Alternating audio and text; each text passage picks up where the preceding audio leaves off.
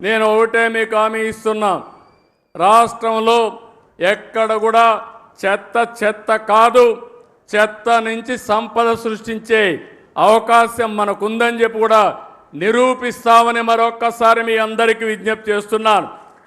అందుకే ఈరోజు చూస్తే గుంటూరులో మీరు చూస్తున్నారు, చెత్త నుంచి ఎనర్జీ కరెంట్ ఉత్పత్తి చేసే ప్లాంట్ పెట్టాం, విశాఖపట్నంలో పెట్టాం.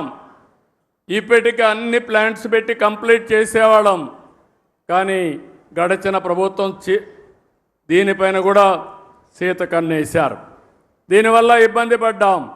ఈరోజు నేను ఒకటే హామీ ఇస్తున్నాను, రాబోయే 3 సంవత్సరాల్లో ఇంకా ఒక 3 వేస్ట్ టు ఎనర్జీ ప్లాంట్స్ వస్తాయి.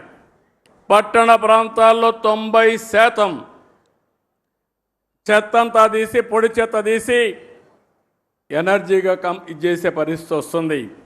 రెండోది, గ్రామీణ ప్రాంతాల్లో మిమ్మల్ని అందరినీ ఒకటే కోరుతున్నాను, ఏదైతే ఇంత మునిపి వేస్ట్ కాంపోస్ట్ కింద కొన్ని సెంటర్లు పెట్టాం, ఇక్కడి నుంచి ప్రతి ఒక్క ఇంటి దగ్గర చెత్త కలెక్ట్ చేయాల్సిన అవసరం ఉంది.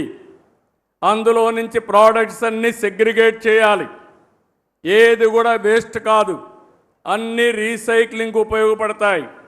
ఈరోజు ప్లాస్టిక్ని మళ్ళా ప్లాస్టిక్ కానీ ఇప్పుడే ఒక ఎగ్జిబిషన్ పెట్టారు, అనేక వస్తువులు తయారు చేస్తున్నారు. ఒక పక్క మన వరి నుంచి కూడా ఏదైతే వేస్ట్ ఉందో గడ్డితో కూడా కరెంట్ ఉత్పత్తి చేయడం, లేకుంటే బయోఫ్యూయల్ తయారు చేయడం అవకాశాలు ఉన్నాయి. ఈ విధంగా ఏదైనా పెంకులుంటే, సీసం ఉంటే మళ్ళా రీసైక్లింగ్ ఉపయోగించుకుంటాం. ఈవెన్ మన కార్లకు ఉపయోగపడే వేస్ట్ ఏదైనా ఉంటే అలాంటి వేస్ట్ కూడా ఇంజన్లు కానీ అవన్నీ రీసైక్లింగ్ ఉపయోగపడే పరిస్థితి వస్తుంది. దీన్నే సర్క్యులర్ ఎకానమీ అని పిలుస్తున్నాం.